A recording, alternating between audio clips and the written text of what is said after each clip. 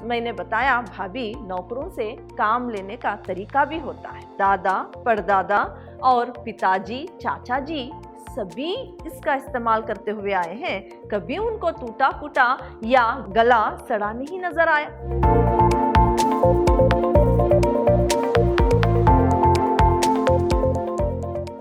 प्रणाम, मैं Rihanna yes, अति उत्तम विद्याश्रम की हिंदी प्रवक्ता। मेरे प्रिय विद्यार्थियों, मैंने पिछली कक्षा में जो आपके लिए साहित्य गौरव, इसके जो एकांकी है सूखी डाली, इसके पात्रों का परिचय दिया था और दादाजी किस प्रकार अपने परिवार को बरगद के पेड़ की डालियां समझते थे, इसके बारे में बताया था और किस तरह से अपने परिवार पर अपना प्रभुत्व जमाए रखे थे और जो भी उस परिवार पर संकट आए या कुछ भी वहां पर समस्या आए, किस तरह से वो समाधान करते थे।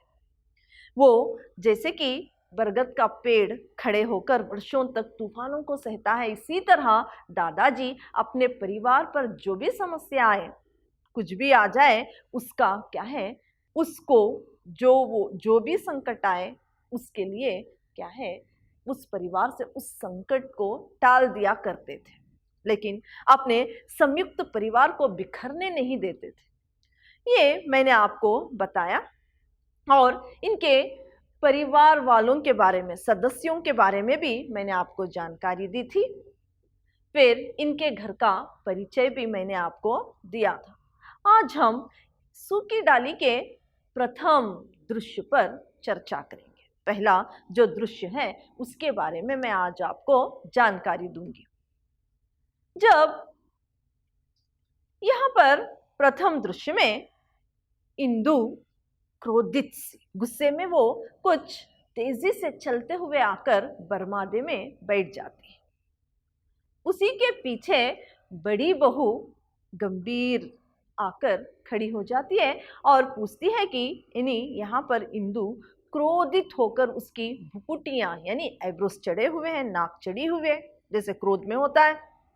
फिर बड़ी भाभी यहाँ पर बड़ी भाभी जो है उसे पूछती है कि क्यों तुम इतना गुस्सा कर रही हो, इतना क्रोधित क्यों हो। वो चुप रहती है।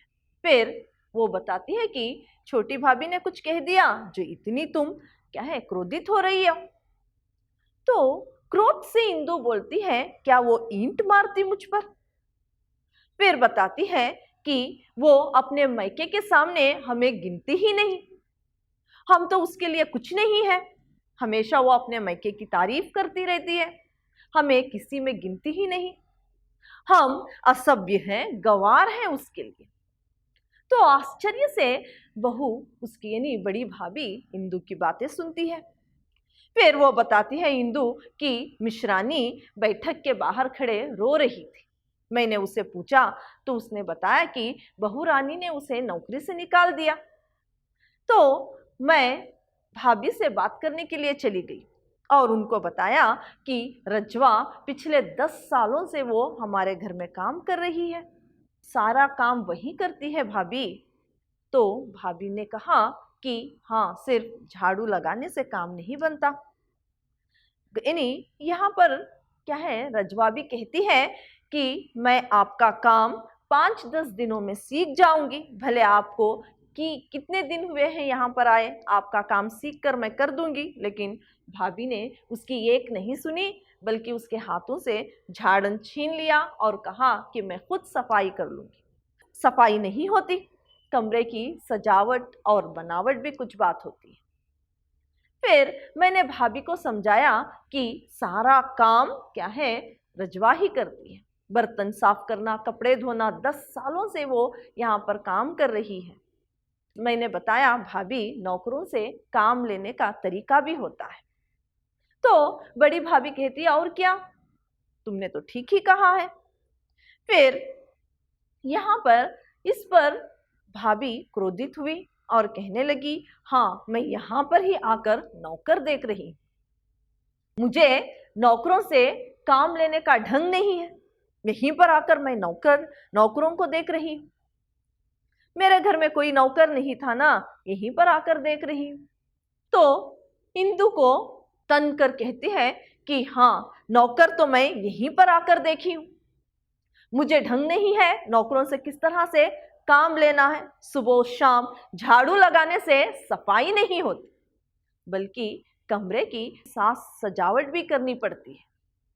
कैसे तुम ऐसे गवार नौकरों से अपना काम चला लेती हो, मुझे नहीं मालूम। मेरे मायके में ऐसे गवार नौकर जो हैं, जिनको काम नहीं आता, वो 2 दिन तो क्या 2 घड़ी भी नहीं रहेंगे। तो इस तरह से बेला इंदु को कहती है। ये सब बातें उसने कही तो इंदु कहती है कि हाँ, वो क्या है, बताती है कि हमेशा अपने मायके की तारीफ करती है। नौकर अच्छे हैं तो उसके घर के, उसके मायके के, खान पान अच्छा है तो उसके मायके का, रहन सहन अच्छा है तो उसके मायके का, कपड़े पहनने का तरीका जो है उसके मायके का ही अच्छा है। हमें तो, हमारे यहाँ तो खान पान भी ठीक नहीं है, हमें पहनने ओढ़ने का तरीका भी नहीं आता, और क्या है, हम गवार हैं, हमारे पड़ोसी गवार हैं, हमारे नौकर गवार हैं। इस तरह से इंदु क्या है, बड़ी भाभी से कहती है। फिर बड़ी भाभी आश्चर्य से उसकी ओर देखती है। फिर इंदु कहती है कि मैंने भाभी से कहा भी कि हाँ भाभी, तुम्हारे मायके की क्या बात है, एक नमूना जो आप ही हो, जो हम आपको ही देख रहे हैं। आप जब आई तो ये एक नौकरानी लेकर आ जाती, हम भी उससे कुछ सीखते। इस तरह से वो क्या है, क्रोधित होकर अपनी भाभी से कह देती है। तभी वहां पर छोटी भाभी यानी इंदु की माँ और बेला की सास आती है। उसके पीछे पीछे रजवा भी आती है, इनकी नौकरानी जो रजवा है वो भी आती है। यहाँ पर छोटी भाभी आती है, इंदु से पूछती है कि क्यों ये रोती जा रही है रजवा, बहू ने कुछ कड़वा कह दिया? तो इंदु कहती है कि वो कब मीठे बोलती है, हमेशा तो कड़वा ही बोलती है। फिर वो बताती है कि हाँ, उन्होंने रजवा को काम से निकाल दिया। तो छोटी भाभी पूछती है कि उसका क्या दोष था? तो इंदु कहती है कि उसे काम करने का तरीका नहीं आता, 10 सालों से वे हमारे घर में काम कर रही है तो उसे काम का तरीका नहीं आता। इस तरह से इंदु की माँ पूछती है। तो वो बताती है कि हाँ, उसे भाभी का कोई ऐसा काम है जो वो नहीं कर सकती। उसने बताया भी कि 5-10 दिनों में सीख लेगी, पर उसने काम से इसको हटा दिया। रजवा रोते हुए कहती है कि छोटी भाभी, मैं आपकी सेवा करते करते 10 साल हो गए हैं, किसी ने इस तरह से मेरा अपमान नहीं किया, किसी ने मुझे नौकरी से नहीं निकाला, लेकिन छोटी बहू को मेरा काम पसंद नहीं था, उसने मेरा अपमान किया। मैं उनका कोई काम नहीं करूंगी, मुझे नौकरी से मत निकालिए, मैं आपका काम कर दूंगी। इस तरह से रजवा भी कहती है। तो छोटी भाभी बोलती है कि वो तो बच्ची है, उसकी बात का तुमने भी बुरा मान लिया। रजवा से कहती है इस तरह से। तो इंदु क्या है, मुंह बिचकाते हुए, हाँ छोटी है वो, रोटी को चोची कहती है, इतनी नादान है, उसे बातें करने नहीं आती। इस तरह से ताने देते हुए अपनी भाभी के लिए बातें करती है। जब इंदु इस तरह से कहती है, तभी बड़ी भाभी कहती है कि हाँ भाभी, छोटी भाभी, आपकी बहू को हमारे घर का रहन सहन, खाना, खान पान, पहनने का जो कपड़े पहनने का तरीका, ये कुछ पसंद नहीं है। तो भाभी कुछ चिंतित से कहती है कि ये कैसे चलेगा, हमारे घर में सब मिलजुल कर रहते हैं और सभी एक दूसरे से सहमति से रहते हैं, इस तरह से कैसे चलेगा? इस तरह से कहती है। तभी मंजली भाभी हंसते हुए उसका प्रवेश होता है। वो हंसी जा रही है, उसकी हंसी रुकती ही नहीं है। तब इंदु मंजली भाभी से कहती है कि क्या बात है भाभी, आज इतना हंसी जा रही हो? तब मंजली भाभी कहती है कि क्या मैं बताऊं, परेश की जो हालत आज हुई, उसकी एक नहीं चली। फिर वो हंसने लगती है। इंदु फिर उससे पूछती है कि भाभी क्या बात है, ठीक से तो बताइए। तो बताती है कि मैं आज ऊपर के कमरे में नहीं स्टोर रूम में गई थी, तब मैंने कुछ बातें सुनी परेश और उसकी पत्नी बेला की।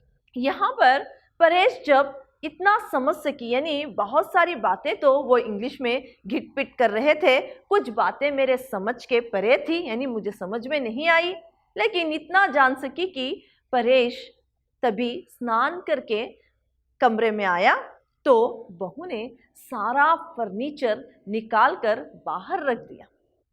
परेश ने पूछा कि क्यों ये सारा निकाल दिया है, तो उसने बताया कि ऐसी टूटी फूटी गली सड़ी फर्नीचर मुझे नहीं चाहिए, मेरे कमरे में नहीं चाहिए।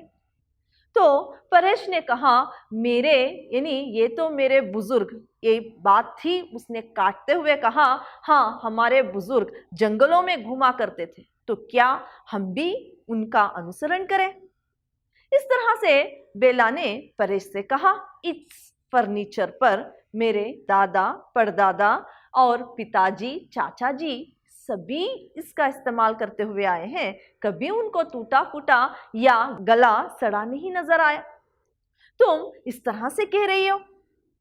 तो बेला ने कहा वो जो कुछ हो, लेकिन मेरे कमरे में ये फर्नीचर नहीं चाहिए, ये क्या है इसीलिए मैंने बाहर निकाल दिया। मैं इस फर्नीचर से मेरी फर्श पर ऐसे ही मैं सोना पसंद करूंगी, बैठना पसंद करूंगी, लेकिन मुझे ये फर्नीचर नहीं चाहिए।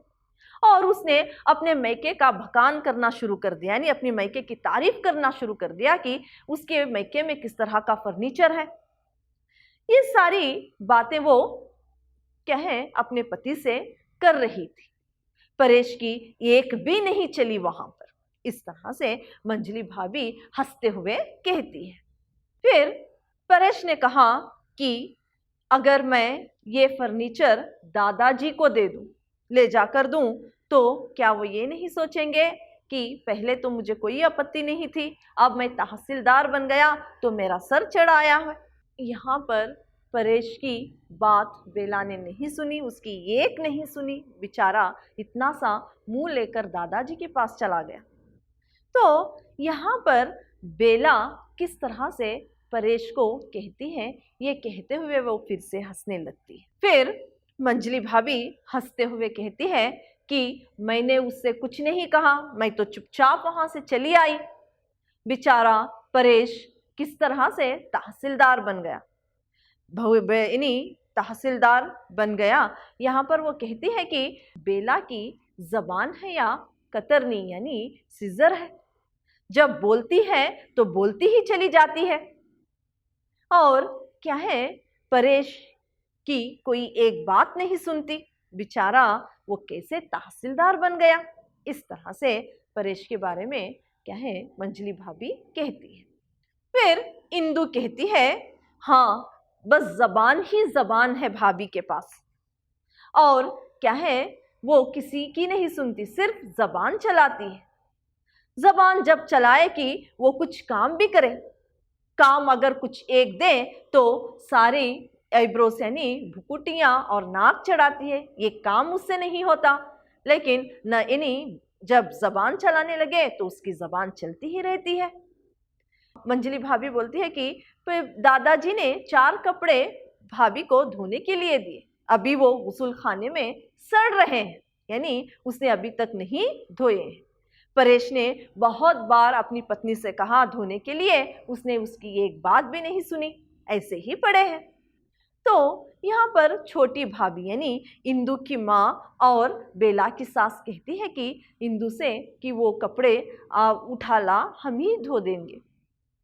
यानी यहाँ पर परेश जब दादाजी के कपड़े धोने के लिए दिया जाता है तो बेला साफ नहीं करती, यानी उसे नहीं धोती। दादाजी के पास वो कपड़े देने के लिए परेश को भी वहाँ पर लज्जा आ जाती है, यानी अपनी पति की कोई बात भी वो नहीं सुनती। इस तरह से मंजली भाभी यानी इंदु बातें करती है। फिर यहाँ पर जो बेला की सास थी छोटी भाभी कहती है कि वो कपड़े उठाकर लेकर आ, हम ही उसे साफ कर देंगे।